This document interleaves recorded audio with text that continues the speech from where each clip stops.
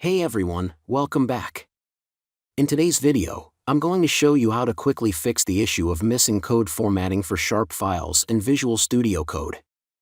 If you've ever seen the error saying there's no formatter installed, don't worry, I'll guide you step by step on how to set up everything you need to get your Csharpe code looking neat and clean.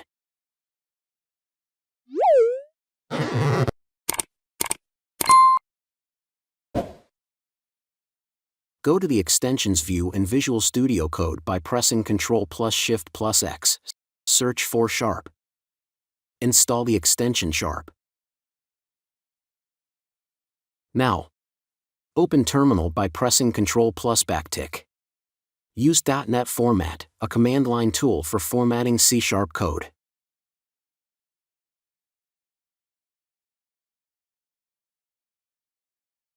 After installing the C# extension, try formatting your code again using the standard shortcuts or methods.